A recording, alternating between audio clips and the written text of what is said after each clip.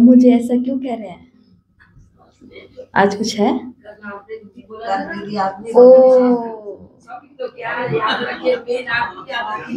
अच्छा, अरे बस बस बस, thank you thank you thank you thank you. मैं सोचू आज हो क्या रहा है, सब मुझे आके बोल रहे हैं। शुक्रिया शुक्रिया, आप सभी को बहुत।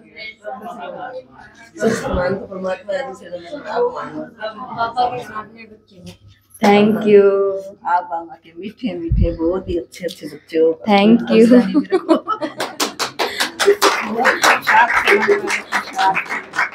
अच्छा, ये है आज का राज।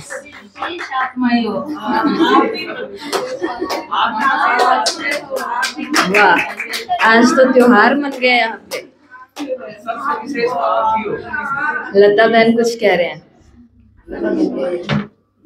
मैं कहा दीदी एक एक का सब लिख के आते हैं, इसलिए आप मेरे और सबसे आपको सब आ गए उसमें। सब आ गए, दीदी के बच्चे सबके लिए के लिए क्या कहें। मेरी दीदी के लिए सब आ गए, सब आ गए।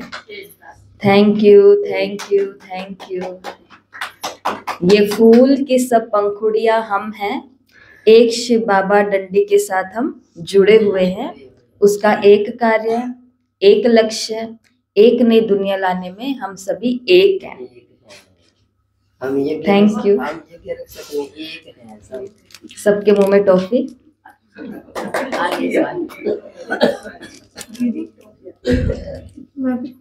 हाँ कहो शेफी।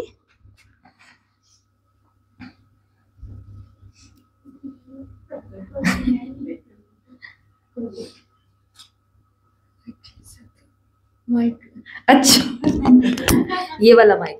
मुझे लगा कि मानसिक गुलाब है ना, मैंने। ओम शांति। खुशबू दीदी बहुत अच्छी हैं। वो कभी एक फ्रेंड की तरह हमारे साथ मस्ती करती हैं, तो कभी कभी टीचर की तरह हमें समझाती हैं, तो कभी बच्चों की तरह बच्चों के साथ मतलब बच्चों को समझाती हैं। ऐसे है हमारी खुशबू दीदी। और हाँ, कभी वो बच्चों को योग कराती हैं, तो कभी बच्चों को अच्छी बातें सिखलाती हैं। तो ये है खुशबू दीदी की विशेषता। ओम शांति। Thank you. होमवर्क देने वाला होमवर्क देके भूल गया। इससे पता चलता है कि सभी बच्चे बाबा के बहुत जागरूक है, होमवर्क के प्रति सीरियस है। मुरली याद रहती है सबको, मतलब खुशबू दीदी ऐसी बोलती है, मुरली नहीं याद रखते। शुक्रिया। खुशबू दीदी अगर 10 बातें करते 8 तो याद रहती है। याद रहती है, 2 रह जाते उसमें फिर खुशबू दीदी सुना देते हैं और सुना देते हैं। ओम शांति ओम शांति ओम शांति ओम शांति ओम शांति ओम शांति। तो जैसी खुशनुमा खुशहाल प्यारी सुबह आज आई है, मुरली क्लास में जो लहर उठी है, शिव बाबा हर एक के घर में ये लहर लगाए रखें। हर एक के जीवन में, परिवार में, कारोबार में, जॉब में, सब जगह ऐसी मुस्कुराहट हो, ऐसी ही खुशियां हो। तो आज की मुरली के अंदर कुछ शिक्षाएं हैं बाबा की। आज की मुरली को आसान बनाने के लिए, नोट्स तैयार करने के लिए आपके आगे कुछ पॉइंट्स लिखे हुए हैं। आपको सिर्फ अपनी नोटबुक में ये पॉइंट लिखने हैं।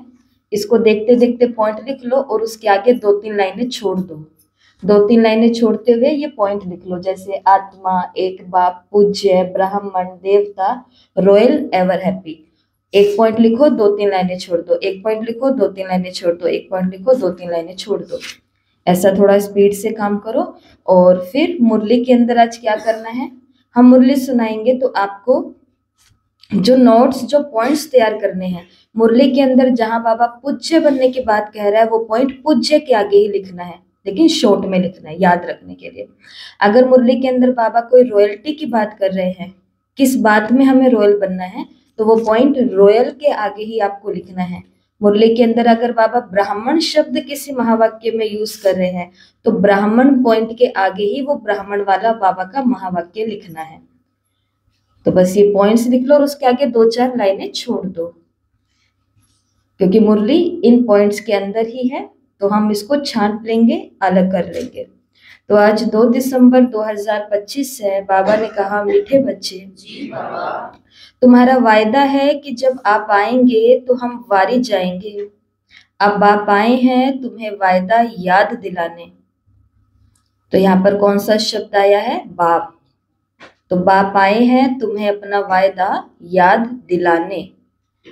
तो खाली बस ये लिखो कि बाप आए हैं वायदा याद दिलाने।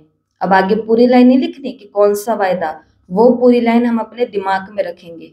अपने लिए प्रश्न छोड़ देंगे कि आज बाबा ने कहा था वायदा याद रखना, वायदा याद रखाने के लिए बाबा आए हैं। तो अपने आप से पूछना कौन सा वायदा?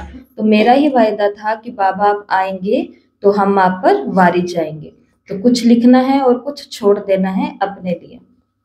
प्रश्न है, किस मुख्य विशेषता के कारण पूज्य सिर्फ देवताओं को ही कह सकते हैं? उत्तर, देवताओं की ही विशेषता है जो कभी किसी को याद नहीं करते। ना वो बाप को याद करते, ना किसी के चित्रों को याद करते, इसलिए उन्हें पूज्य कहेंगे। वहां सुख ही सुख रहता है, इसलिए किसी को भी याद करने की दरकार नहीं। अभी तुम एक बाप की याद से ऐसे पूज्य पावन बने हो जो फिर याद करने की दरकार ही नहीं है। अभी तुम एक बाप की याद से ऐसे पूज्य पावन बने हो जो फिर याद करने की दरकार ही नहीं रहती। ओम शांति। मीठे मीठे रूहानी बच्चे, अब रूहानी आत्मा तो नहीं कहेंगे, रूह अथवा आत्मा एक ही बात है। रूहानी बच्चों प्रति बाप समझाते हैं, आगे कभी भी आत्माओं को परमपिता परमात्मा ने ज्ञान नहीं दिया है। बाप खुद कहते हैं, मैं एक ही बार कल्प के पुरुषोत्तम संगम युग पर आता हूँ, ऐसे और कोई कह न सके। सारे कल्प में सिवाय संगम युग के बाप खुद कभी नहीं आते। बाप संगम पर ही आते हैं। तब ये पॉइंट सारी बाप के आगे लिखो कि बाप पूरे कल्प में संगम पर ही आते हैं और कभी नहीं आते हैं। जबकि भक्ति पूरी होती है तो फिर बच्चों को बैठ ज्ञान देते हैं। अपने को आत्मा समझ, अपने को आत्मा समझ, बाप को याद करो। ये कई बच्चों के लिए बहुत मुश्किल लगता है, अपने को आत्मा समझकर बाप को याद करना।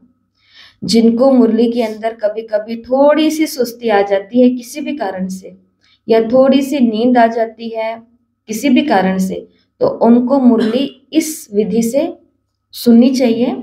चाहे घर के फोन के माध्यम से हम घर पे सुने, चाहे सेंटर पर हम सुने। तो आज ये एक तरीका बताया गया है। क्यों? क्योंकि हमारे दिमाग में पॉइंट छप गए हैं, देवता, ब्राह्मण, रॉयल, पूज्य। तो जहां पर जो आएगा हम फटाक से पेज आगे पीछे करेंगे, हाथ ऊपर नीचे करेंगे। इससे हमारा ब्रेन है वो जागृत अवस्था में रहता है, क्योंकि उसको कोई काम मिला हुआ है। इसलिए शिव बाबा ने आगे बोला कि है तो बहुत सहज, परंतु बुद्धि में ठीक रीति से बैठता नहीं है। तो घड़ी घड़ी समझाते रहते हैं, समझाते हुए भी नहीं समझते हैं। स्कूल में टीचर 12 मास पढ़ाते हैं, फिर भी कोई नापास तो हो पढ़ते हैं। ये बेहद का बाप रोज बच्चों को पढ़ाते हैं, फिर भी कोई को धारणा होती और कोई भूल जाते। मुख्य बात तो यही समझाई जाती है कि अपने को आत्मा समझो और बाप को याद करो। बाप ही कहते हैं, मामेकम याद करो, और कोई मनुष्य मात्र कभी ऐसा नहीं कह सकेंगे। बाप कहते हैं, मैं एक ही बार आता हूँ, कल्प के बाद फिर संगम पर एक ही बार तुम बच्चों को समझाता हूँ। तुम ही ये ज्ञान प्राप्त करते हो, दूसरा कोई लेते ही नहीं। प्रजापिता ब्रह्मा के तो मुख वंशावली ब्राह्मण इस ज्ञान को समझते हो, जानते हो। कल्प पहले भी बाप ने इस संगम पर ये ज्ञान सुनाया था। तुम ब्राह्मणों का ही पाठ है, इन वर्णों में भी फिरना तो जरूर है। और धर्म वाले इन वर्णों में आते नहीं, भारतवासी ही इन वर्णों में आते हैं। तो वर्ण कितने हैं? 5। तो देवता, क्षत्रिय, वैश्य, शूद्र और ब्राह्मण। तो ब्राह्मण वर्ण तक देवकुल की आत्माएं आती है, बाकी भारत वाले ही बाबा ने कहा कि इन वर्णों में आते हैं बाकी के 4। इन वर्णों में भी तुम्हें जरूर फिरना है, भारतवासी ही इन वर्णों में आते हैं। ब्राह्मण भी भारतवासी ही बनते हैं, इसलिए बाप को भारत में आना पड़ता है। तुम हो प्रजापिता ब्रह्मा के मुख वंशावली ब्राह्मण। ब्राह्मणों के बाद फिर है देवताएं और क्षत्रिय। क्षत्रिय कोई बनते नहीं हैं, तुमको तो ब्राह्मण बनाते हैं, तुम फिर देवता बनते हो, फिर धीरे धीरे कला कम होते होते क्षत्रिय बन जाते।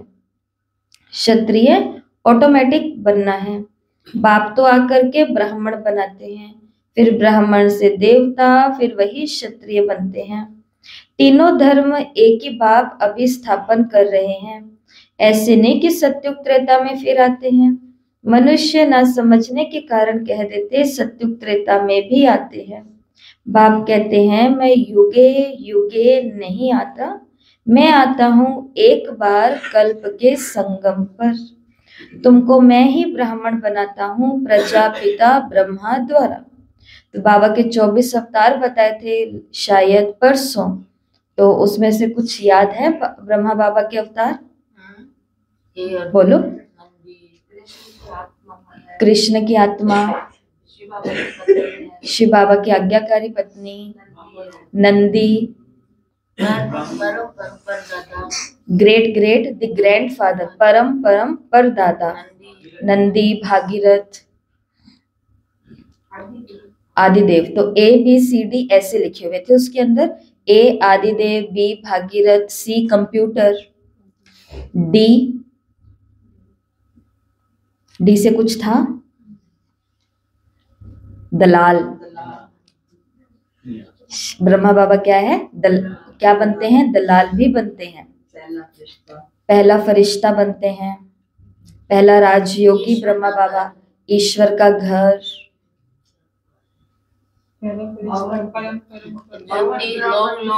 लॉन्ग बूट, गुड़ की गोथरी, संस्थापक। हे अर्जुन भी है और कृष्ण की पहली आत्मा भी है, वंडरफुल। जो हमने सुना कि सुनाने वाला और सुनने वाला अलग अलग था, लेकिन दोनों तो एक ही थे। गौमुख है, लॉन्ग बूट है, ज्ञान चंद्रमा, बड़ी माँ।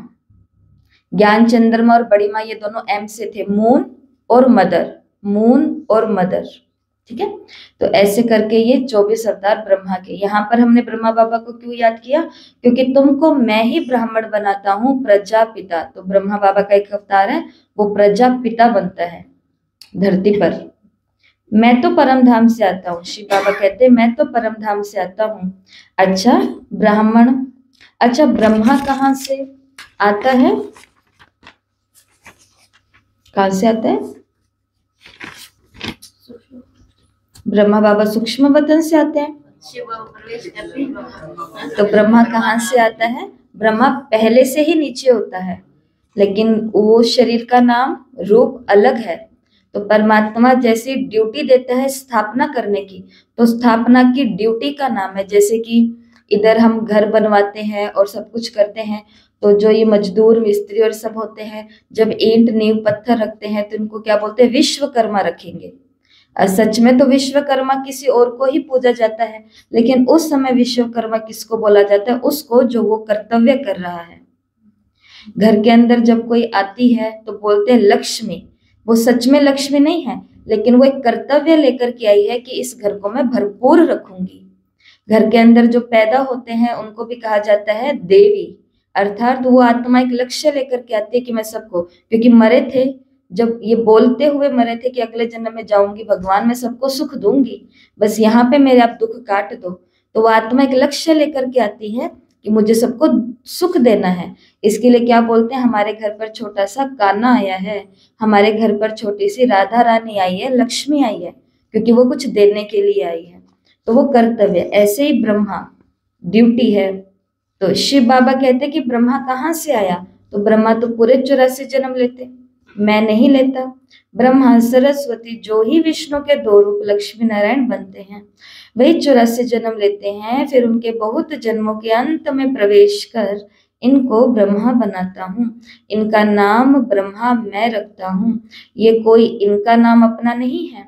बच्चे का जन्म होता है तो छठी करते हैं, जन्मदिन मनाते हैं।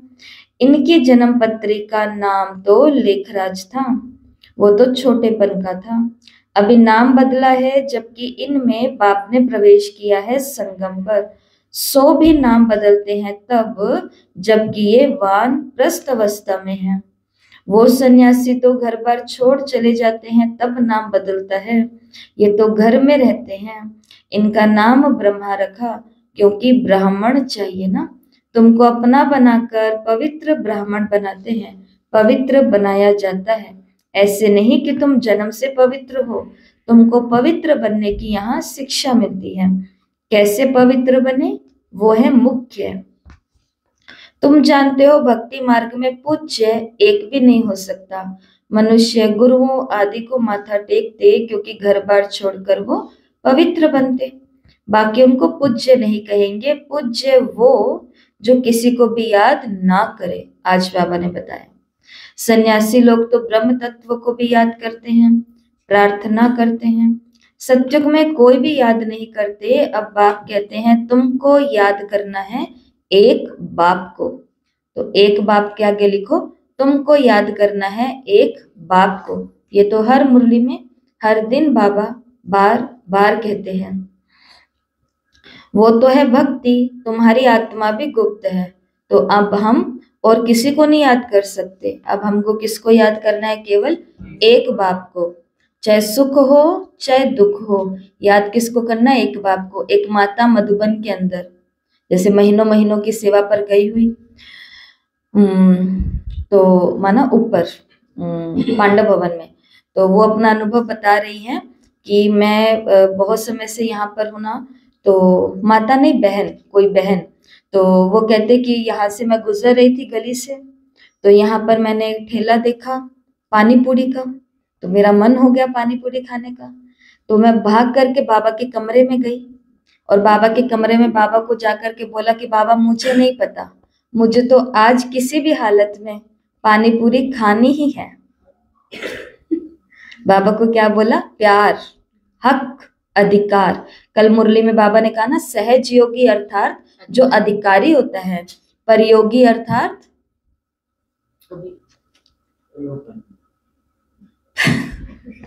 परयोगी अर्थात नहीं याद आ रहा, पर अधिकारी तो बिल्कुल याद है क्योंकि हमको परयोगी बन प्रयोगी हूँ और वो मैं हूँ ही। हाँ, लेकिन उसके लिए बाबा ने शब्द यूज किया था, जैसे ये अधिकारी है और वो अधिकार प्राप्त करने वाला होता है ना, ऐसा।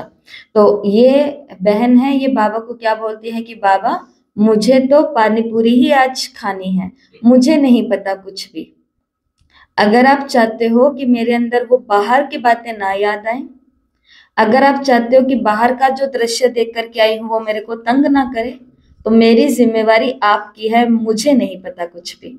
और फिर वो अपना अनुभव क्या बताते हैं, जो सभी लोग वहां अपना अनुभव बताते हैं कि आज मेरा यही खाने का मन था और आज डिनर में ये मिल गया, आज लंच में ये मिल गया, आज सुबह के नाश्ते में ये मिल गया।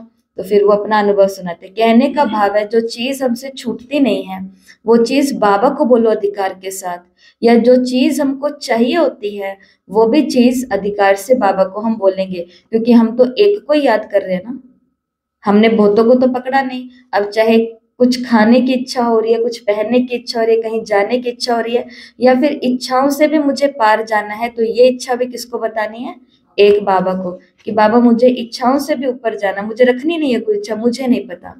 अगर आप चाहते हो बाबा कि मैं आपसे दूर ना हूं, बाबा मैं आपकी, ये उस बहन की लाइन थे कि बाबा अगर आप चाहते हो कि आपकी होठों की मुस्कान बनी रहे तो मुझे आज पानी पूरी आप खिला देना, क्योंकि मुरली पढ़ी है सभी ने 21 जनवरी 1983 की, क्योंकि आपके होठों की मुस्कान तो मैं ही हूँ, नैनों का नूर तो मैं ही हूँ। अगर मुझे आज पानी पूरी नहीं मिली तो मैं उदास रहूंगी, तो आपके होठों की मुस्कान कैसे आएगी। बाबा खुद ही कहते हैं ना कि मेरे सिर का ताज तुम हो, मेरे होठों की मुस्कान तुम हो, मेरे माथे का नूर, नैनों का नूर तुम हो। इतने ज्ञान की पॉइंट भी याद रखी। बाबा को कह दिया अगर अपने होठों की मुस्कान आप चाहते हो आपकी बनी रहे, तो मुस्कान तो तभी बनेगी ना जब मेरी पूर्ति होगी। तो ये पॉइंट आपको क्यों सुनाई, ये वाक्य, दृश्य, दृष्टांत आपको कहानी क्यों बताई? क्योंकि मुरली के अंदर एक पॉइंट है, एक बाप। तो हम अपनी सारी डिमांड्स किसके आगे रखेंगे? एक बाप के आगे, अच्छी से अच्छी भी और बुरी से बुरी भी। और फिर उसको खत्म करना या उसकी पूर्ति करना वो किसका काम हो जाएगा? बाबा का। लेकिन अधिकार मांगना और करने वाला काम नहीं हो सकता है अब। तो बाबा कहते हैं कि आत्मा को यथार्थ रीति कोई भी जानते नहीं। सत्युग त्रेता में भी शरीरधारी अपने नाम से पाठ बजाते हैं। नाम बिगर तो पाठधारी हो ना सके, कहाँ भी हो शरीर पर नाम जरूर पड़ता है। नाम बिगर पाठ कैसे बजाएंगे? तो बाप ने समझाया, भक्ति मार्ग में गाते आप आएंगे तो हम आपको ही अपना बनाएंगे, दूसरा न कोई, हम आपका ही बनेंगे, ये आत्मा कहती है। भक्ति मार्ग में जो भी देहधारी हैं, जिनके नाम रखे जाते हैं, उनको हम नहीं पूछेंगे। जब आप आएंगे तो हम केवल आप पर ही कुर्बान जाएंगे। कब आएंगे ये कोई नहीं जानता। अनेक देहधारियों की, नामधारियों की पूजा करते रहते। जब आधा कल्प भक्ति पूरी होती तब बाप आते कहते हैं, तुम जन्म जन्मांतर कहते आए हो, हम तुम्हारे बिगर किसी को याद नहीं करेंगे, अपने देह को भी याद नहीं करेंगे, परंतु मुझे जानते ही नहीं तो याद कैसे करेंगे? अब बाप बच्चों को समझाते हैं, मीठे मीठे बच्चों, अपने को आत्मा समझो, बाप को याद करो। बाप ही पतित पावन है, उनको याद करने से तुम पावन सत्व प्रधान बन जाएंगे। सत्युग त्रेता में भक्ति होती नहीं, तुम कोई को भी याद नहीं करते, ना बाप को ना चित्रों को। वहां तो सुख ही सुख रहता है। आया समझ में बाबा ने क्या बोला? तुम किसी को भी नहीं याद करते, ना बाप को ना चित्रों को, वहां तो सुख ही सुख है। ऐसी दुनिया में भगवान हमको लेके जाएगा। बाप ने समझाया है, जितना तुम नजदीक आते जाएंगे कर्मातीत अवस्था होती जाएगी। सत्युग में नई दुनिया, नए मकान में खुशी बहुत रहती है। फिर 25% पुराना होता है तो जैसे स्वर्ग ही भूल जाता। तो बाप कहते हैं, तुम गाते हो, तुम गाते थे, आपके ही बनेंगे, आपसे ही सुनेंगे। तो जरूर आप परमात्मा को ही कहते हो ना। आप शब्द किसको कहते हो? परमात्मा को। आत्मा कहती है परमात्मा बाप के लिए। आत्मा सूक्ष्म बिंदी है, उनको देखने के लिए दिव्य दृष्टि चाहिए। आत्मा का ध्यान नहीं कर सकेंगे। हम आत्मा इतनी छोटी बिंदी है, ऐसा समझ याद करना मेहनत है। आत्मा के साक्षात्कार की कोशिश नहीं करते, परमात्मा के लिए कोशिश करते हैं, जिसके लिए सुना है कि वो 1000 सूर्य से भी तेजोमय है। किसको साक्षात्कार होता है? तो कहते हैं बहुत तेजोमय था, क्योंकि वही सुना हुआ है। जिसको नोदा भक्ति करे, जिसकी नोदा भक्ति करेंगे देखेंगे भी वही, नहीं तो विश्वास नहीं बैठेगा। बाप कहते हैं, अपने को आत्मा नहीं देखा तो परमात्मा को कैसे कहेंगे? आत्मा को देख ही कैसे सकते हैं? और सबके तो शरीरों का चित्र है, नाम है। आत्मा है बिंदी, बहुत छोटी है, उनको कैसे देखेंगे? कोशिश बहुत करते हैं, परंतु इन आंखों से देख नहीं सकते। रिसर्च, बड़े बड़ी रिसर्च इसके ऊपर हुई है, आत्मा को देखने के ऊपर। लेकिन बाबा ने कहा इसके अंदर कोई को भी सफलता प्राप्त नहीं हुई, क्योंकि वो देखने वाली चीज नहीं है, वो ऊर्जा एक। आत्मा को ज्ञान की अव्यक्त आंखें मिलती हैं। अभी तुम जानते हो हम आत्मा कितनी छोटी है। मुझ आत्मा में 84 जन्मों का पाठ लुधा हुआ है, जो मुझे रिपीट करना है। बाप की श्रीमत मिली है श्रेष्ठ बनाने के लिए, तो उस पर चलना है। तुम्हें दैवी गुण धारण करने हैं, खान पान भी रॉयल होना चाहिए। कौन सा शब्द आया यहाँ पे? रॉयल। तो खान पान कैसा होना चाहिए? रॉयल होना चाहिए। रॉयल का मतलब वो ऐसा खाना जिसके अंदर बहुत सारे मेवे हो, जिसके अंदर बहुत सारा घी हो, जिसके अंदर बहुत सारा, हाँ मेवे ड्राई फ्रूट हो गया ना, जिसके अंदर बहुत सारा तेल और मिर्च और ऐसा सब दिख रहा हो तो लगेगा, पनीर हो और ये सब हो तो लगेगा कि हम कैसा खाना खा रहे हैं, एकदम रॉयल खाना। ठीक है ना?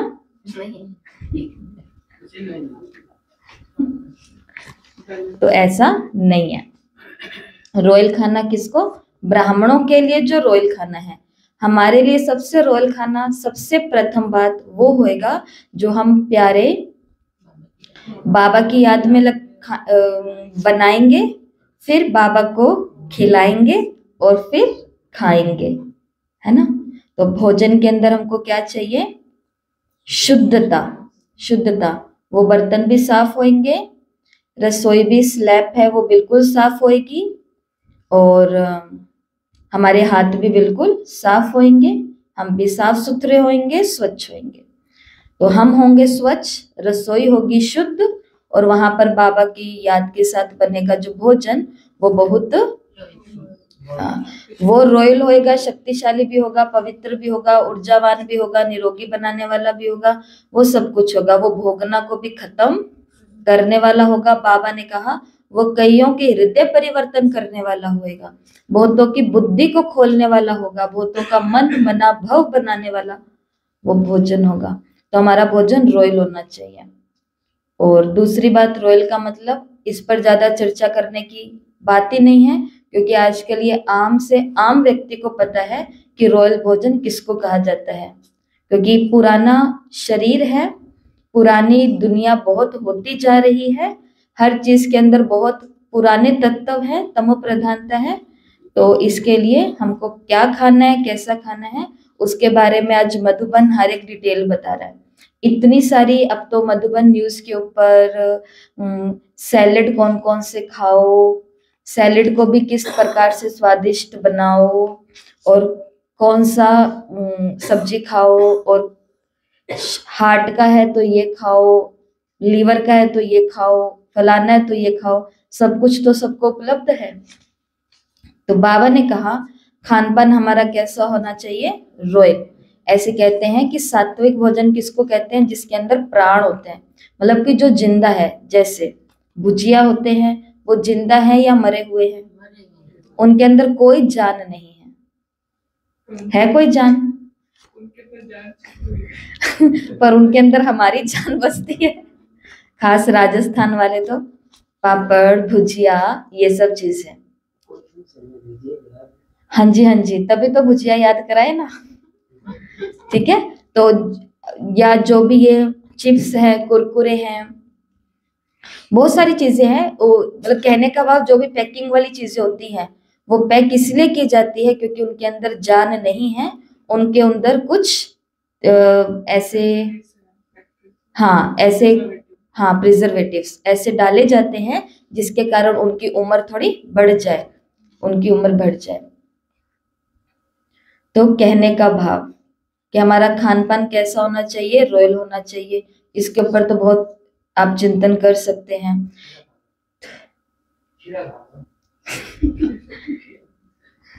खीरा, टमाटर, कितनी सब्जियां हैं, तो जिसके अंदर जान है सभी के अंदर प्राण है ना?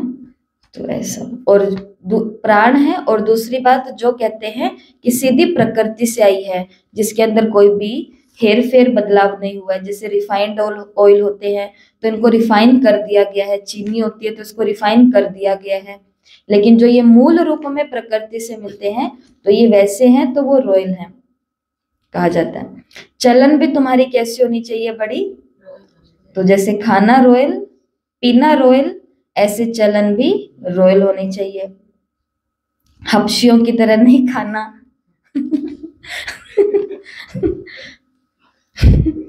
रॉयल्टी से खाना है। एक प्रिंस कैसे खाएगा, एक प्रिंसेस कैसे खाएगी, तो ये भी हमको संस्कार डालने हैं। थोड़े हमारे संस्कार पुराने वाले हैं ना, भूखे होते हैं तो वो वाले संस्कार है। लेकिन आज बाबा ने कहा खान पान भी रॉयल होना चाहिए। कभी आपको चांस मिले तो जहाँ आपका भंडारा होता है उसके ऊपर एक फर्स्ट फ्लोर होता है, उसके ऊपर एक और होता है, वहीं पर ही उस फ्लोर पर टीचर्स का भी भंडारा है। कभी आपको उसके अंदर तो कोई नहीं आने देगा, लेकिन उसके आगे से जरूर जाने देगा। मतलब कि वो सीढ़ियां ऊपर नीचे चलनी होती है, आपने देखा होगा, कभी गए थे। सेवा वाले होते हैं तो वो भी जाते हैं, तो उसके आगे से भी अगर कभी जाओगे ना और सभी टीचर्स भोजन कर रही होंगी, आपको उनको देख करके लगेगा कि ये तो देवता भोजन कर रहे हैं। भोजन डाइनिंग वही होती है जो डाइनिंग नीचे सभी को मिली हुई होती है, लेकिन वहां पर बातें करते करते खाते हैं। यहाँ पर सब बहनें बाबा की याद में मौन में खाती हैं, क्योंकि छोटी बड़ी सब दीदियां होती हैं, तो उस चीज का और ध्यान रखना होता है, साइलेंस में होता है। और बिल्कुल भी ऐसा नहीं कि ज्यादा ले लिया फिर भा नहीं रहा तो ऐसा कर दिया उठ करके और ले लो। लेकिन ऐसा नहीं कि अगली बारी मेरे को मिलेगा कि नहीं मिलेगा एक साथ, ऐसा नहीं। ठीक है, तो बाबा ने कहा कि खान पान बड़ा रॉयल होना चाहिए। खाना कोई वीआईपी और बिना वीआईपी नहीं होता है, खाने वाले वीआईपी। लेकिन क्योंकि बाबा के बच्चे साधारण भी हैं, वीआईपी हैं, तो उनको हर प्रकार की फैसिलिटी मिलनी चाहिए, इसलिए उसको अलग कर दिया। नहीं तो साधारण जगह जाएंगे तो साधारण हम सभी बैठे हुए हैं, बातें करते करते थोड़ा अंदर डाल लिया, थोड़ा घेर दिया, थोड़ा थाली में रहने दिया, थोड़ा क्लास में बैठ के पकोड़े खा लूंगी, ऐसे ऐसे करेंगे। और वीआईपी आत्मा ने देखा तो उसको वो नहीं याद रहेगा जो स्टेज पर दीदियों ने कमेंट्री कराया, योग कराया, बड़े बड़े भाषण करे, बड़े बड़े प्रोजेक्ट उनको दिखाए। उनको वो माता भाई बहन याद रह जाएगा जो पकोड़े को बैग में लेकर के जाता है। लेके जाना है, बच जाए तो, लेकिन सेवाधारियों को मिलता है तो फिर उनको तो बांटना भी होता है, खाना भी होता है, वो एक अलग बात होती है। ज्यादा चिंतन में नहीं जाना, पर एक आपको रॉयल्टी का मतलब बता दिया बस। और चलन भी हमारी कैसी होनी चाहिए, बड़ी, क्योंकि तुम देवता बनते हो। देवताएं खुद पूज्य हैं, ये कभी किसी की पूजा नहीं करते हैं। ये तो डबल सिरताज है ना, ये कभी किसी की पूजा नहीं करते तो पूज्य ठहरे। सत्युग में किसी को भी पूछने की दरकार नहीं है। बाकी हाँ, एक दो का रिगार्ड जरूर करते हैं, पूजा तो नहीं करते, लेकिन एक दूसरे की इज्जत, रिगार्ड, नमस्कार। बाबा ने मुरली में बोला, ऐसे नमन करते हैं, ऐसे नमन करना, इसको रिगार्ड कहा जाता है। कैसे? ऐसे। बाबा ने कहा ऐसे। ऐसे कैसे? ऐसे। सुप्रभात, शुभ रात्रि, तो ग्रीटिंग्स करते हैं, मिलते हैं, तो बाबा ने कहा ऐसे नमन करते हैं, इसको रिगार्ड कहा जाता है। ऐसे नहीं कि दिल में उनको याद करना है, रिगार्ड तो देना ही है। जैसे प्रेसिडेंट है, सब रिगार्ड रखते हैं, जानते हैं कि ये बड़े मर्तबे वाले हैं, नमन थोड़ी करना है। तो बाप समझाते हैं ये ज्ञान मार्ग बिल्कुल अलग चीज है, इसमें सिर्फ अपने को आत्मा समझना है जो तुम भूल गए हो। शरीर के नाम को याद कर लिया है, काम तो जरूर नाम से ही करना होगा, बिगर नाम किसी को बुलाएंगे कैसे। भल तुम शरीरधारी बन पाठ बजाते हो, परंतु बुद्धि से शिव बाबा को याद करना है। श्री कृष्ण के भगत समझते हैं, हमको श्री कृष्ण को याद करना है। बस जिधर देखता हूँ कृष्ण ही कृष्ण है, हम भी कृष्ण तुम भी कृष्ण। अरे तुम्हारा नाम अलग, उनका नाम अलग, सब कृष्ण कृष्ण कैसे हो सकते? सबका नाम कृष्ण थोड़ी होता है, जो आता है सो बोलते हैं। अब बाप कहते हैं भक्ति मार्ग के सब चित्रों आदि को भूल एक बाप को याद करो। ये बात सबके लिए नहीं है, नहीं तो हार्ट ब्रेक हो जाता है, ये भगवान ने क्या कह दिया। ये बात उन बाबा के बच्चों के लिए है जो पक्के बाबा के बच्चे बन चुके हैं। उनको बाबा ने केवल कहा है कि तुमको सभी चित्रों को भूल जाना है और एक बाप को याद करना है। और अगर अभी भी हमको चित्रों के प्रति लगाव है तो फिर उधर से अपना कंप्लीट करना है, उनके प्रति भावना, कर्तव्य या जो भी भक्ति रही हुई है, और साथ में बाबा को भी सुनते रहो। एक समय आएगा कि भक्ति भी पूरी होकर के हम भी उस दौर में आ जाएंगे जहां पर बाबा के अलावा हमारे लिए और कुछ भी नहीं होगा, क्योंकि हम ये समझ जाएंगे कि ये देवता साधारण चीज नहीं है, ये बहुत महान हस्ती है और हमें इनको टच करना है, मतलब उस पद तक, उस दुनिया तक हमें जाना है। तो लक्ष्य के लिए तो एकाग्रता चाहिएगी। चित्रों को तो तुम पतित पावन नहीं कहते, हनुमान आदि पतित पावन थोड़े ही हैं। अनेक चित्र हैं, कोई भी पतित पावन नहीं है। कोई भी देवी आदि जिसको शरीर है उनको पतित पावन नहीं कहेंगे। 6-8 भुजाओं वाली देवियां आदि बनाते हैं, सब अपनी बुद्धि से। ये कौन है वो तो जानते नहीं। ये पतित पावन बाप की औलादें मददगार हैं। असली में ये देवियां, ये हनुमान, महावीर, गणेश, ये सच में अभी इस धरती पर हैं, अभी हैं। लेकिन बाबा ने कहा उनको हम कहाँ याद कर रहे थे? आज चित्रों में। ये कौन है ये किसी को भी पता नहीं। तुम्हारा रूप भी तो साधारण है ना। ये शरीर तो विनाश हो जाएंगे, ऐसे नहीं कि तुम्हारे चित्र आदि रखेंगे, ये सब खत्म हो जाएंगे। वास्तव में देवियां तो तुम हो। नाम भी लिखा जाता है, सीता देवी, फलानी देवी। राम देवता तो नहीं कहते। भाई के आगे देवता नहीं लगता, लेकिन माता के आगे देवी जरूर लगता है। फलानी देवी या श्रीमती कह देते हैं। बाबा ने कहा ये रॉन्ग है। अब पावन बनने के लिए पुरुषार्थ करना है। देवी का टाइटल लेने के लिए क्या करना पड़ेगा? पुरुषार्थ करना पड़ेगा। तुम कहते हो पतित से पावन बनाओ, ऐसे तो नहीं कहते कि लक्ष्मी नारायण बनाओ। पतित से पावन तो बाप ही बनाते हैं, नर से नारायण तो वो बनाते हैं। तो लोग पतित पावन निराकार को कहते हैं। और सत्यनारायण की कथा सुनाने वाले फिर और दिखाए हैं। ऐसे तो कहते नहीं कि बाबा सत्यनारायण की कथा सुनाकर अमर बनाओ, नर से नारायण बनाओ। सिर्फ कहते हैं आकर पावन बनाओ। बाबा ही सत्यनारायण की कथा सुनाकर पावन बनाते, तुम फिर औरों को सत्यनारायण की कथा, सत्य कथा सुनाते हो और कोई जान न सके। तुम ही जानते हो। भले तुम्हारे घर में मित्र, संबंधी, भाई आदि हैं, परंतु वो भी समझते नहीं हैं। अच्छा, मीठे मीठे सिकिलते बच्चों प्रति माता पिता बाप दादा का याद प्यार और गुड मॉर्निंग। रूहानी बाप की रूहानी बच्चों को नमस्ते। हम रूहानी बच्चों की रूहानी माता पिता बाप दादा को याद प्यार, नमस्ते, गुड मॉर्निंग, ओम शांति। वाह बाबा वाह। धारणा के लिए मुख्य सार पहला, स्वयं को श्रेष्ठ बनाने के लिए बाप की जो श्रीमत मिलती है उस पर चलना है, दैवी गुण धारण करने हैं। खान पान चलन सब रॉयल रखना है। खान पान चलन सब रॉयल रखना है। और रॉयल्टी के लिए बाबा ने हमको ऐसा भी बोला है एक बारी कि तुमको हमेशा ये समझना है कि मैं स्टेज पर हूँ। अगर अभी आपको स्टेज पर बिठा दिया जाए तो हमारी बैठक कैसी होगी? बिल्कुल अलर्ट। हमारा चेहरा कैसे होगा? बिल्कुल मुस्कुराता हुआ। हमारे हाथ, हमारे पाँव, हमारा सब कुछ है। तो वो हमारा बोलना, हम ध्यान देंगे कि हम ऐसी वैसी कोई भी चीज ना कह दें, ना बता दें, ना बोल दें, क्योंकि हमें सब लोग देख रहे हैं। हजारों लोग की नजर किसके ऊपर है? मेरे ऊपर है। तो हमारा ड्रेसिंग सेंस भी कैसे होगा? रॉयल होगा। मतलब हमारा दुपट्टा है, हमारा ड्रेस है, हमारा कलर है, और कपड़े के साथ में बैठने का जो तरीका है, तो वो सब कैसे होगा? बहुत खबरदारी के साथ होगा, बहुत रॉयल्टी के साथ होगा। सही कह रही हूँ कि गलत?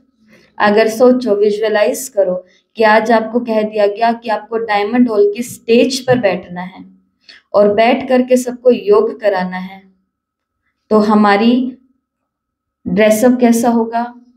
हमारे बाल कैसे होंगे?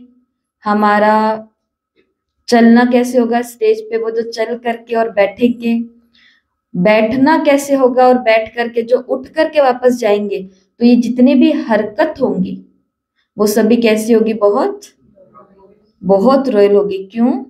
क्योंकि 25,000 लोग आज डायमंड हॉल में बैठे हैं और सभी किस टीवी पर भी लाइव देख रहे हैं। तो सब किस, और मेरे सेंटर वाले भी देख रहे हैं कि आज देखती हूँ स्टेज पे कैसे बैठते हैं, तो सब, और मेरे घर वाले भी देख रहे हैं। तो ये सब जो मुझे देख रहे हैं, तो ऑटोमेटिक ये हमारे मन का स्वभाव है, तो वो ऑटोमेटिक ही जागृत हो जाता है, अलर्ट हो जाता है। और इसके लिए बाबा ने 2 बातें बोली हैं। ऐसे तो बहुत बातें बोली, पर 2 अभी याद आ रही हैं कि तुम समझो तुमको टीवी पर सब देख रहे हैं, और तुम समझो तुमको स्टेज पर सब देख रहे हैं, और हम जो सोच रहे हैं ना वो सबके सामने साफ आ रहा है, जो अंदर चल रहा है। इसको क्या कहेंगे फिर? रॉयल्टी। फिर जैसे हमारे चलन होगी। तो आज बाबा ने खाना पीना और चलन सब रॉयल रखना है। दूसरा, 1-2 को याद नहीं करना, लेकिन रिगार्ड जरूर देना है। कोई अपनी बहनों की महिमा करते हैं या तारीफ करते हैं, उनकी बातें बताते हैं, उनका पुरुषार्थ बताते हैं, तो किसी दूसरे को ऐसा लगता है कि बाबा को तो याद कम कर रहे हैं, अपनी बहन जी को याद ज्यादा कर रहे हैं। लेकिन वो इस बात को समझ नहीं पाते कि हमारा उनके प्रति रिगार्ड है। याद तो हम एक बाप को ही करते हैं, लेकिन 1-2 को रिगार्ड तो हमें देना होगा ना। तो बाबा ने कहा याद नहीं करना तुम 1-2 को, लेकिन रिगार्ड देना है। पावन बनने का पुरुषार्थ करना भी है और कराना भी है। वरदान, नीरस वातावरण में खुशी की झलक का अनुभव कराने वाले एवर हैप्पी भव। ये पॉइंट आप एवर हैप्पी के आगे लिख सकते हो। नीरस वातावरण में खुशी की झलक का अनुभव कराने वाले एवर हैप्पी भव। नीरस वातावरण में खुशी की झलक का अनुभव कराने वाले एवर हैप्पी भव।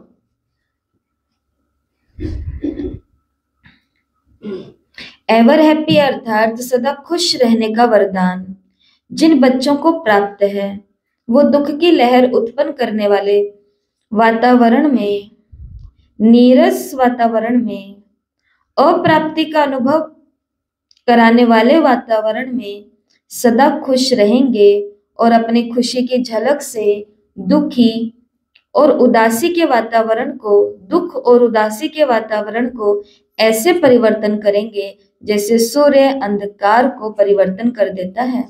अंधकार के बीच रोशनी करना, अशांति के अंदर शांति लाना, नीरस वातावरण में खुशी की झलक लाना, इसे कहा जाता है एवर हैप्पी। बुद्धू बन करके खुश नहीं रहना हमको। एवर हैप्पी का मतलब अंदर तो सारे दुख ही दुख चल रहे, ऊपर से मैं बहुत खुश हूँ क्योंकि मैं एवर हैप्पी आत्मा हूँ। नहीं, आज बाबा ने एवर हैप्पी की क्या परिभाषा दी है? 3 बातें। अंधकार के बीच में जो रोशनी कर दे, अशांति के बीच में जो शांति कर दे, और नीरस वातावरण, कोई मजा ही नहीं है उधर, कोई रस ही नहीं है, लेकिन उस वातावरण में भी खुशी का अनुभव करा दे, खुशी की लहर ला दे। बाबा ने कहा इसको कहा जाएगा एवर हैप्पी। वर्तमान समय इसी सेवा की आवश्यकता है। देखो बताओ खुशी कहाँ पर है आज? क्या उस डिपार्टमेंट में, उस नौकरी में खुशी है जिस नौकरी को पाने के लिए अपने रात दिन एक कर दिए गए थे? आज नहीं है। उनके चेहरे देखो जब वो वापस घर की ओर लौटते हैं, कितने टेंशन के साथ हैं वो। क्या आज उस बिजनेस के अंदर खुशी है जिस बिजनेस को खोलने के लिए हमने कितना लोन लिया होगा, कितनों के आगे अपनी इच्छा रखी होगी, प्लान बताए होंगे? कहाँ है? टेंशन के साथ लौटते हैं भरपूर। इसने ये कहा, उसने वो कहा, उसने ये करवा दिया, उसने वो करवा दिया। अच्छा जी, जिस घर के अंदर रहते हैं, जिस घर की एक एक ईंट हमने अपने हाथों से लगाई है, जिस घर का एक एक सामान अब अपने बाकी इच्छाओं को दबा करके घर का एक एक चीज लेकर के आए हैं, उस घर के अंदर भी क्या आज खुशी? जिस बच्चे को 9 महीने माँ ने अपने पास रखा, उसको खिलाया पिलाया बड़ा किया, क्या आज उस रिश्ते में खुशी नहीं है? वो पति पत्नी जो ढोल नगाड़े के साथ आए थे, लेकर के भी आए थे, इतना सोचा था कि जीवन का समर्पण है, ये है वो भी एक दूसरे का मुंह देखते हैं तो खुशी कहाँ है? थोड़ी बहुत होती है, वो उड़ भली जाए, लेकिन नहीं है। ऐसा एक टोंट मारा जाता है, बताऊं आपको? बोलोगे तो बताऊंगी, नहीं तो नहीं बताऊंगी। बता दूं?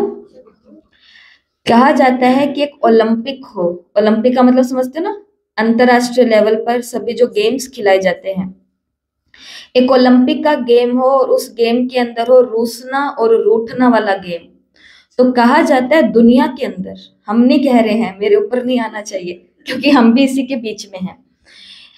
तो बताया जाता है कि ओलंपिक में अगर एक खेल हो रूसना और रूठना वाला, तो इस गेम के अंदर सभी राष्ट्रों में से जो पहला स्थान प्राप्त करेगा वो भारत की महिलाएं होंगी। सही बात है। इधर की महिलाएं इस एक काम में वो सबसे ज्यादा उदास रहती है, जबकि उसको कहा है कि तुम घर में रहो, हम कमा के लाएंगे। वो सबसे ज्यादा उदास रहती है, जबकि उसे कहा है कि तुम घर में रहो, घर को संभालो, मम्मी हम कामयाब होके दिखाएंगे, हम ये होके दिखाएंगे, वो होके दिखाएंगे। लेकिन बहुत सारे तनाव वो जानबूझ के पैदा कर रही है और उसको पता नहीं चल रहा, उसके जानबूझ से पैदा किए गए तनाव के कारण जो बच्चे, जो पति, जो फलाना ढिमकाना अच्छा भी चल रहा है, वो भी आज भारी भारी सा हो रहा है। तो घर में मुझे क्यों रखा गया है? घर के वायुमंडल को लाइट बनाने के लिए, ना कि हैवी बनाने के लिए। तो इस ओलंपिक में हमको पहला नहीं आना, हमको 0 स्थान, मतलब सबसे लास्ट स्थान लेना है, नीचे वाला। ठीक है। तो बाबा ने कहा वर्तमान समय कौन सी सेवा की आवश्यकता है? खुशी दो सभी को, सबको क्या देनी है? खुशी। स्लोगन है अशरीरी वो है जिसे शरीर की कोई भी आकर्षण अपनी तरफ आकर्षित ना करे। आज सब पूछते दीदी अशरीरी का मतलब क्या होता है? आज बाबा ने बताया नई परिभाषा। अशरीरी का मतलब है कि शरीर अपनी तरफ आकर्षित ही ना करे, यह है अशरीरी बनना। अव्यक्त इशारे हैं, अब संपन्न और कर्मातीत बनने की धुन लगाओ। बाबा ने कहा कर्मातीत का अर्थ ये नहीं है कि कर्म से अतीत हो जाओ, कर्म से न्यारे नहीं होना, लेकिन कर्म के बंधन में फंसने से न्यारे होना है। इसको कहते हैं कर्मातीत। कर्म योग की स्थिति कर्मातीत स्थिति का अनुभव कराती है। ये कर्मातीत स्थिति अति प्यारी और न्यारी स्थिति है। इससे कोई कितना भी बड़ा कार्य मेहनत का हो, लेकिन ऐसे लगेगा जैसे काम नहीं कर रहे हैं, हम तो खेल कर रहे हैं। खेल खेल में सब चीजें हो रही हैं, लेकिन वो कब होगी? जब कर्म के अंदर हम फंसेंगे नहीं, न्यारे होकर के अपना हर कर्तव्य पूरा करेंगे। और कुछ चीजें छूट भी जाए तो अपन को टेंशन नहीं लेनी, ड्रामा में छूटना ही श्रेष्ठ था। इसलिए खुद को इजी रखना है। क्या खेलना है? खेल खेलना है। तो फिर हमको क्या, कर्मों में फंसना नहीं है, कर्मों में बंधना नहीं है, और कर्मों को छोड़ना भी नहीं है, लेकिन कर्मों को करते हुए न्यारे रहना है, बाबा के प्यारे रहना है। और आज का स्वमान जिसका लिखत में 21 बारी सभी अभ्यास करेंगे। मैं डबल सिरताज हूं, मैं भावी देवता हूं, मैं भावी देवता हूं। तो अपनी खान पान, चलन, चाल सब कैसी रखनी है? रॉयल, क्योंकि हम क्या बनने वाले हैं? देवता। जब कोई घर में डॉक्टर की पढ़ाई कर रहा होता है ना, तो बाकी सब रिश्तेदार उसको पता है कैसे बुलाते हैं कि भाई हमारे बीच में भावी डॉक्टर आ गए हैं।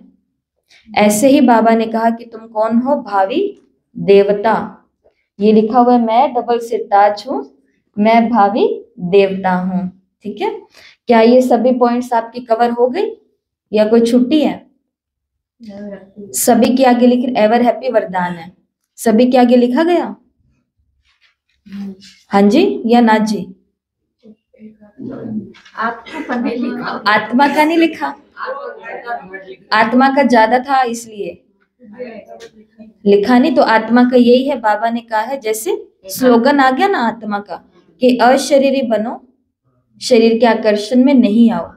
तो ये आत्मा के लिए आया कि रूह और आत्मा। एक मुरली की पहली लाइन मीठे बच्चे, ओम शांति के बाद में मुरली की पहली लाइन क्या थी?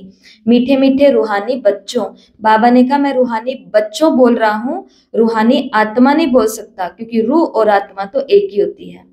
ये मुरली की पहली लाइन थी महावाक्य प्रश्नोत्तर के नीचे। तो ये लिखा है ना, तो आत्मा समझो अपने को, शरीर के आकर्षण में नहीं आना। अच्छा, ओम शांति।